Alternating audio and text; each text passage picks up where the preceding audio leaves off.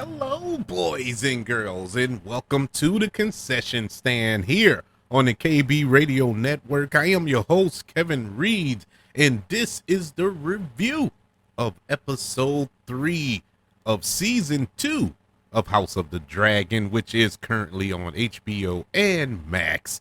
This is a show that is spawned off of, well, it's a prequel, to be more accurate, of Game of Thrones.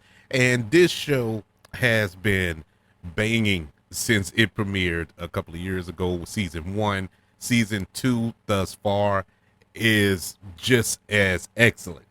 Now, we pick up in episode 3 after the just tragedy that took place between Eric and Eric, the twins who one was sent to murder Rhaenyra and the other was sworn to protect, and they basically killed each other, where one sacrificed himself after the fact, dealing with the grief that he had to kill his twin brother to protect the queen.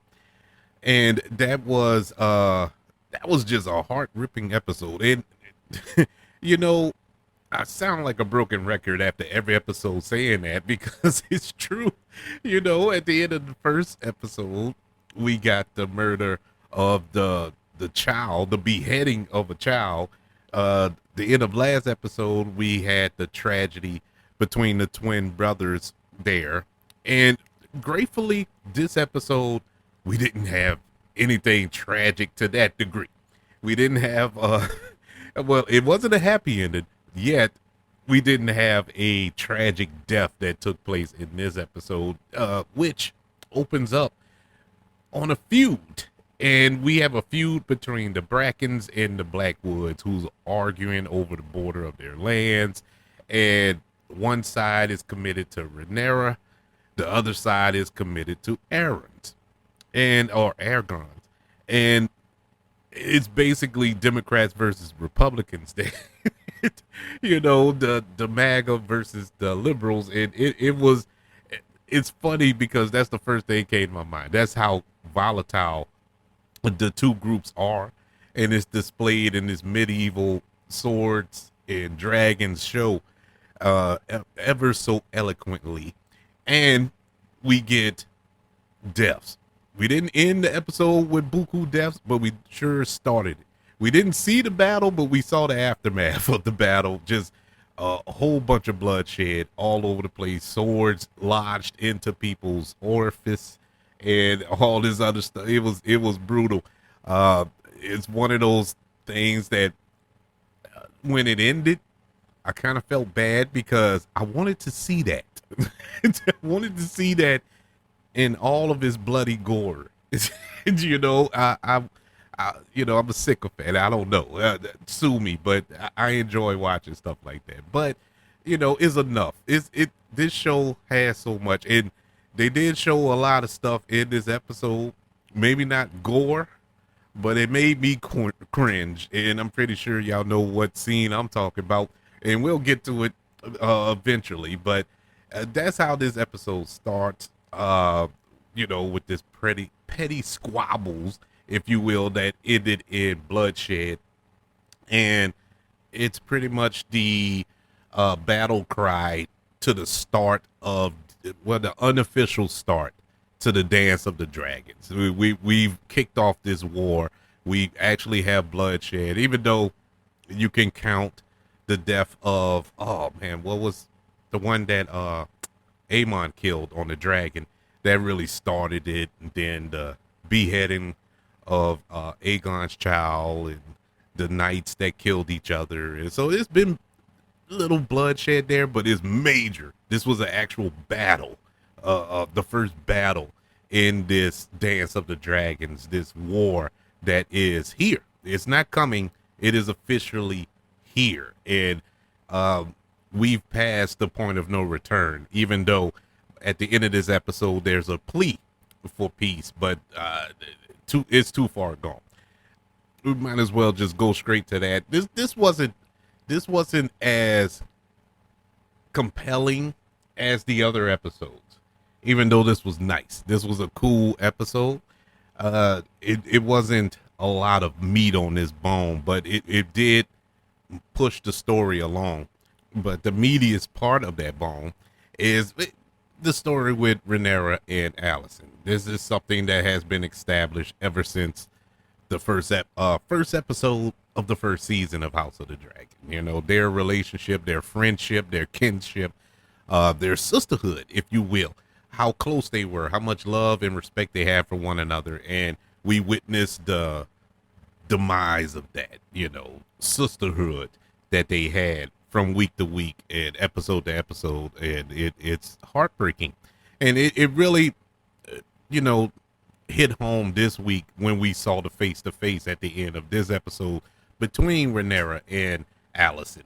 And at least it was to me, where I was like, oh man, that is so sad that these two, it could have been something more, you know, something better in the kingdom, in Westeros. And we didn't get that. And power corrupted this friendship and everything else in King's Landing. So we have Rhaenyra discussing the upcoming war with her auntie Rhaenys, and she decides to go to King's Landing to meet Allison face to face.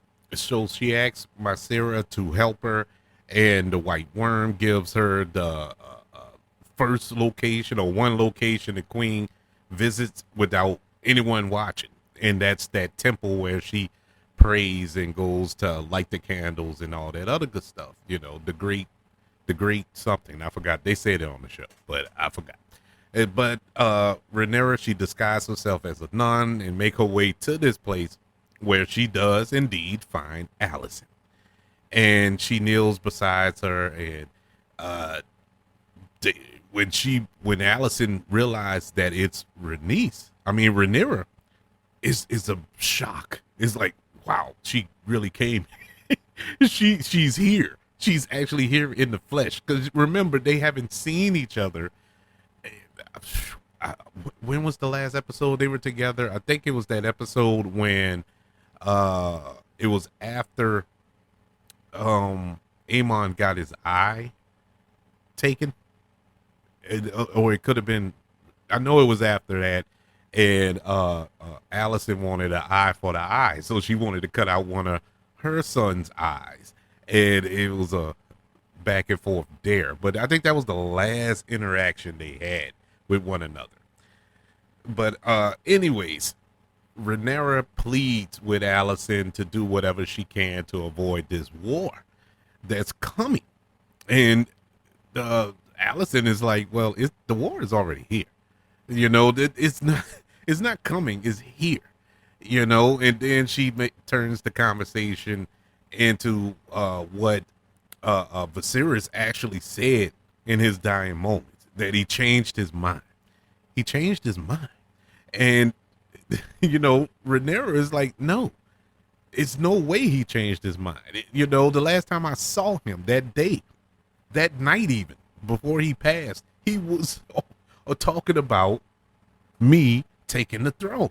So what happened in a few moments, you know, and both of them, the sad part, excuse me, the sad part about all of this, they're both right. But Allison is wrong because she misunderstood what Daenerys was saying. He was singing, telling the story of Song of Ice and Fire. And she took that as gospel and and felt that Daenerys has changed his mind. So when she said the words, you know, that Daenerys said that the prince that'll bring peace, or something to that effect. I forgot how she worded it, and that just jawed Rhaenyra's mind. She was like, "Wait, what did he say?" She was like, wait, he said what? And she was like, "No, that's a song. That's the Song of Ice and Fire." He was talking about Aragon the Conqueror, I think his great grandfather or great great grandfather, who was the king or whatever, or something to that effect. He wasn't talking about Aragon, your Aragon. She was talking about another one, and she Allison kind of had that look, Olivia Cook. I mean, Olivia Cook and Emily Darcy are doing a phenomenal job, and they did a phenomenal job in this scene. Oh my God, this was great to watch them too. And Olivia's Cook reaction to it was like, she might be right. She could be right here. And in spite of all of that, she still sticks to her guns. It wasn't a mistake. It wasn't a mistake. It she was just trying. She wasn't talking to Rhaenyra, and that's the way she was speaking those lines or saying that phrase. It wasn't a mistake. She wasn't speaking to Rhaenyra. She was speaking to herself. She was trying to convince herself that she did not make a mistake that big, that large, that affected so many, that basically has caused so much death, including the death of her grandson, of her nephew, and all of those people, and Eric and all those people are dead because she misunderstood. She made a mistake, and she's so headstrong, so what's the word I'm looking for here? Naive, arrogant. I don't know. I think arrogance maybe too small, strong of a word. But either way it goes, she made and she knows she made a mistake, and she doesn't want to commit to that. So it's like it it is what it is. That's basically what she was telling Rhaenyra. It is what it is. We, the army is marching. Kristen Cole, he got his people, and my brother, they're marching. Blood has been shed. It's nothing. We can't change it. It's over. It's too far gone. The boulder is rolling down the hill. We can't stop it, and that's basically how the episode is. And so it is pretty much confirmation that the war is on. The war is there's time for negotiation is over. It's now time for action, and I think we are full steam ahead on the bloodshed. We have just scratched the surface of the bloodshed. The scene that I was talking about where I was cringing was the scene when these newly appointed knights went to Aragon and told him that one of the knights that he appointed has never played with a woman, and we want to take him out. So they all take him out, got him drunk, and then they went to a brothel. And we see, well, let's just put it this way. I'm trying to keep this family friendly. There was all the acts that you would think to see in a brothel being performed, and nothing was off limits. Nothing was off limits. And especially when it came to Armand. We got to see all of his glory. And he stood there for a good 15 seconds, 10 to 15 seconds, with all of his glory. And yeah, it was pretty awkward for me. But, I'm pretty sure there are a lot of viewers who enjoyed that, but it wasn't my cup of tea. But that's Game of Thrones. That's House of the Dragon. They're not going to hold back on anything. But this was a really good episode. Like I said, not any action. There was no action here. This was very dialogue heavy, which is par for the course for this show. I wasn't expecting a lot of action. The dialogue was great. The scene with Damon going to the House of Strong, or whatever it is, but it's the Strong House, and getting their allegiance, that was a nice scene. I thought that was a really good scene. Once again, Matt Smith, small role, but not small, because he's like the lead actor in this show, but not a real big role as far as screen time is concerned. His role is huge, but I mean, as far as being on the screen, he's not prevalent most of the time. But this is this was a really cool scene when the Lord was calling him Prince, and he'll correct him like Your Grace, and it was like it was funny but scary at the same time because we know that Damien has a short temper, and so that could have been explosive if taken in a different path. Now, he had a vision or a nightmare even, which was very interesting, where we saw a young Rhaenyra, and we got a returning oh my god, she's Supergirl now. She got cast as Supergirl in upcoming DC film. Oh, I can't think of her name. I can't think of her name. But she played young Rhaenyra in season 1 of House of the Dragon. She returned just for this brief little cameo scene, and she's talking to Damon and sewing the boy's head back to his body, the one that was decapitated.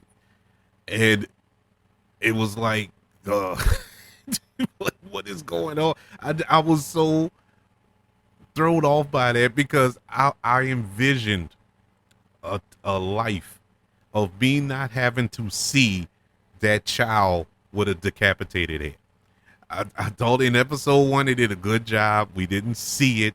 Even in episode 2 with the funeral procession, the head was sewn back on, but it was still kind of eerie. But we didn't see the decapitated head. Here we did. They couldn't resist. They gave us 2 weeks without seeing it. I guess 2 was enough. And on the 3rd week, voila. So even though it was in a vision, but it was a cool scene. This was just a really good episode, really solid episode. Not the greatest one of the season thus far in this early season, but very important and well acted, directed, and written. I would love to know, how are you feeling about House of the Dragon so far? Are you enjoying the show? I am enjoying all the political intrigue and the back and forth, this family feud. This is basically a family feud with a fire. It's like a fire being doused in gasoline. You know what I'm saying? It's all hell is about to break loose. You're just waiting for the ball to drop. And so it's been fun to watch it all come together. But I would like to know, what are your feelings? Email the show, kbradiopodcast@gmail.com. Also, you can look up the show on all social media platforms. Just search for the KB Radio Network. Also, everybody, don't forget about YouTube. Subscribe to the KB Radio Network channel and like this video if you don't mind. Also, the 5 stars, the reviews, and sharing this show if you're listening on Apple Podcasts, Spotify, iHeartRadio, wherever you are currently listening to the concession stand here on the KB Radio Network. Everybody, thank you for joining me for this review, recap, look back, however you want to qualify it, of House of the Dragon, Season 2, Episode 3. Can't wait to speak to you next week for Episode 4. Want you all to know that I love you. Continue to love everyone. And until we speak again, you all be blessed.